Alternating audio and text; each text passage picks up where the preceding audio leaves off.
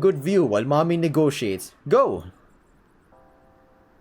Naja lightly nudges Megina to the warband. She nods and skips into the crowd hastily. Hastily. Is it hastily? Hastily, until only a wall of leather and thick muscular fur was all that could be seen. She glances over her band of beasts. Outside of Sharskara, they'd be seen as simple foot soldiers, but to her, they were the finest warriors forged from the wastelands. They all looked on her. Wait a minute. They all looked onto her with steel resolve and ready to die for their home. Oh, trying to breathe here, damn. The thunderous war horn sounded once more, demanding all attention towards it, as it got louder and louder with every blow. Naja, with her eyes still set on her men, held her head up high and edges out a demented grin across her maw. It was never a time to show fear nor concern. If she must die for her people, she'll do it with a bone-chilling smile to her foes. Remember the plan, everyone. The Emperor is mine. She cackles out a mischievous laugh. Her tantalizing voice influenced everyone to do the same in tow to her bravado. Her attention finally returns to the forest, where a wall of metal slowly marched out from the brush. A massive formation of knights on horseback trotted out in dense rows. The green fields overseeing the forests were quickly trapped by legions of shining armored knights. It only took a fraction of the Emperor's forces to take up the entire clearing. War drums echoed throughout the ranks, harmonizing to their thunderous march to perfection. What was supposed to be an act of showing the might of the Empire through numbers alone, Naja nor anyone else seemed fazed.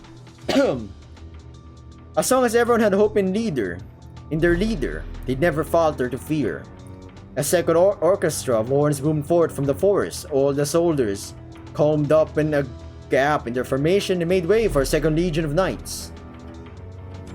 These knights were more decorated than the rest. These were the elite knights of the Emperor. In the center of it all was the Emperor himself. He and his commanding officers strode to the front of their dazzling formation. With a simple flick of his wrist, the Emperor silenced the drums, and instead, a collective roar tore across the Imperial Legion. Every man and woman of numerous races cried out in a glorious chant in the name of their Emperor. The Emperor and his men strolled out more to the open field in shouting distance, to Naja and her tribe. Solaire turns his attention back to his adoring army, ready to do battle for him at a moment's notice. He holds a finger to his lips as if shushing the crowd. He did so, in fact. Everyone silenced themselves at the whim of the Emperor's finger. A sly smirk tugged at his lips at the sight of his diligent army. Solaire brings his attention back to the opposing side, catching a glimpse of the banner Naja had planted. This is badass. To whom do I have the pleasure of speaking with? From the look of your colors, you're the infamous Sharskara clan, no?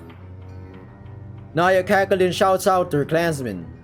Hear that, boys? The mighty Emperor called us infamous. The clansmen hooted and hollered at the compliment. Knowing how other highborns greet one another, Naja mockingly bowed and gestured around while addressing the Emperor. Why yes, you guessed it. You also have the honor of meeting its Grand Chief, Naja. Just Naja? Naja nods, speaking with pride. Surnames hold no meaning to us. To carry a name built off the legacy of others is pointless.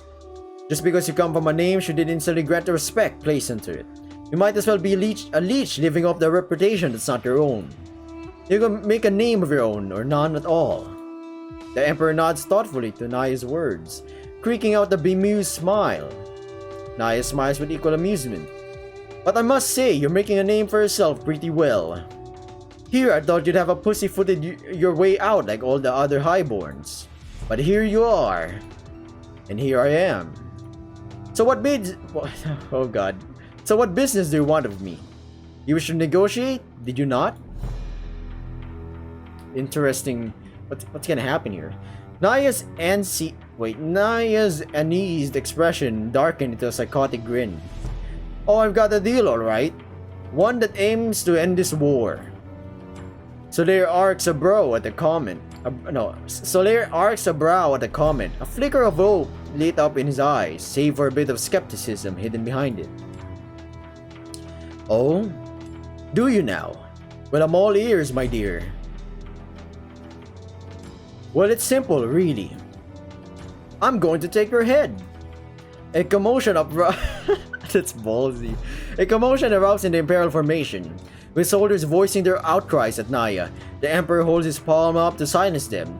Hope leaves his eyes with a bitter grimace flooding into its wake. I challenge you to winner takes all, hand-to-hand combat. Give this war a satisfying end. Fight not with others in your stead, nor with tricks, but with honor and your own blood. The taunting roars of the Shaskara leaves the Emperor unfazed. His stern golden eyes stare at the deranged lioness before him. It's been known that Shaskarans are an ambitious clan. I would never expect it to be this ambitious though. What makes you think I'd ever accept such a ludicrous arrangement in the first place? We could kill you now and your names will be left in the dirt to stand on. The Shaskarans fell silent as Naja strode closer to the Emperor. She looks down on Solaire with her head held high. A number of things, really. Seeing you here and now certainly puts my theories to the test. She heard tales of the Emperor's feats throughout the war, many ranging to how he single-handedly dismantled an enemy stronghold, or how he was poisoned 16 times but never faltered. No, that's cap. That's fucking cap. That's propaganda. This is pure propaganda in her mind's eye. If she could expose him for his fabricated wives' tales, it'd make victory over him all the more sweeter. I'm pretty sure the soldiers know he's not that great. But he's still a very influential man. A man who boasts himself with such legends truly must have an ego to match. She aimed to test. For instance, the fact that you are here not behind some walls says something about you. The fact that you're knee-deep into enemy lines shows that you are a man of action and hunts for resolve. The Emperor was taken aback from the lion's words, an interesting assessment she made of him, and all coming from a barbarian of all people. He smirks with intrigue and listens in. She paces and begins roaring out her words. But nobles you are, what of us? What of the grunts of this war? Are our war cries mere chatter to your glamorous war ballads? Is our course in life not as worthy of remembrance as your privileged shit stains? She halts in her pacing and leers her eye dead set at the Emperor, pointing a vigorous finger in his way. This war has taken everything from us. Our dignity, our honor, our friends and families. Everything. And for what? In the name of a half-witted ruler? Why waste a life on such an individual? Because they have a special blood? Because of a stupid name they hold? What riches course through your veins that outweighs the rivers of bloodshed in Kain's name? Solaire starts brushing his mane in thought of her words. We're sick of it. Sick of all of this bullshit. We're finished seeing this world blindly follow false leaders. Here, we follow the strongest, most noblest of warriors. Naja clutches her fists. That's why I want your head. The biggest, most infamous highborn this war has never ever seen. Ripping your head off can end this war in an instant. She slowly starts to pace outward to him, her growling more audible to hear past the roaring winds. Not only this war Not only would this war end, but my people would cease to be used and cowardice by highborns like you. Used as a fucking fodder while Sir Kain prance about in your undeserved glory. The Shaskara clan roars and cheers to their leader's decree. You'd gamble your clan away in the hopes I agree to this? I have thousands of men ready to fight in my name, the Valar name. Why should I risk it all for a petty deal? Otherwise, you'll just prove my point. That you're just as cowardly as the rest of the highborns. You won't fight your own battles, so you'll have someone else to do it for you. Go ahead and prove me right. I'll get your head one way or another. Go and call us savages, mindless brutes, simple pawns. I've always despised you highborns. All I have ever seen done by your kind is leech off of us. Why not send in a champion while we're at it, Send in as many as you'd like. It won't matter. I'll kill them all, but before I do, I'll make sure they stare into your eyes while I rip their heads off. I'll show them their last moments in life were spent fighting for a coward. The Emperor's face became hard as stone, and eyes cold as ice. to the outlandish lioness. Every few in life dare to test his patience, let alone make a spectacle out of it. It was rather a rare treat for him, to say the least. He makes no effort to halt her while she banters on. If I can't burn the likes of your kind from this world, then I'll just settle for the one before me. Naja, now brimming with delight at the bitterly distraught emperor, she coaxes on by tantalizing him with a promising silver lining to her deal. But if you're too cowardly to accept such a noble challenge, then how's this for an incentive? Beat me and my clan will go home. We'll even give you directions as to where our allies are. You don't have to worry about fighting us one bit for the rest of the war. That is, if you can actually beat me in a fight.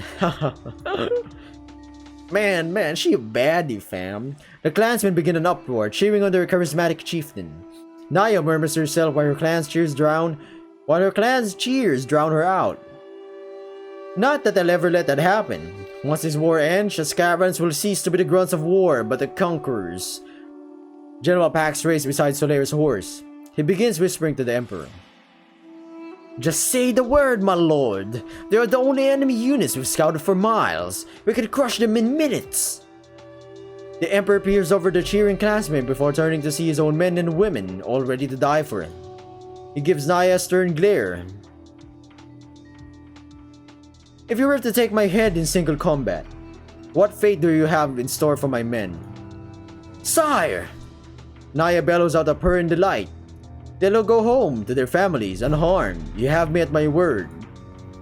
Solaire gives a solemn nod. I will your men if I am to win. Pax grabs Solaire by the arm. Sir, what are you doing? If you're worried about the casualties, we won't suffer as bad as they will. The Emperor glares at Pax with a petrifying cold gaze. Won't suffer, you say? Tell me, General, how often do you walk the battlefields after a victory? To walk amongst the dead and just smell it all in. The General is at a loss for words. I have. Every single one of them. It always smells the same. Rot, piss, and fear. He could feel the warm flow of blood dripping from his paws now. With the haunting specters of battles old, they resurrect in his mind. The images of impaled horses, decapitated heads, and carcasses crushed to near obliteration rooted deeply into his mind. If I am to build into the Valar name, he won't be off of my men's corpses, but by the strong arm I raised up in their defense. In their defense. There we go. The Emperor dismounts his horse, a move that leaves every Imperial troop stunned. He undoes his cape and unsheaths his claymore sword. I accept your challenge. Draw your blade so we can end this quickly. Naja shoots the Emperor a taunting grin. Who said anything about this being a sword fight? I said fight me hand to hand. No room for swords in this fight. Naja bears her claws out at him, as if she readied herself to snatch victory out of the air. She cackles at his expense. Not too late to back out with your tail between your legs, your highness. Solaire growls before slamming his sword into the ground, and leaves the blade firmly implanted beneath the soil. He began to undo the heavy parts of his armor begrudgingly. General Pax rushes over on his horse, baffled and enraged.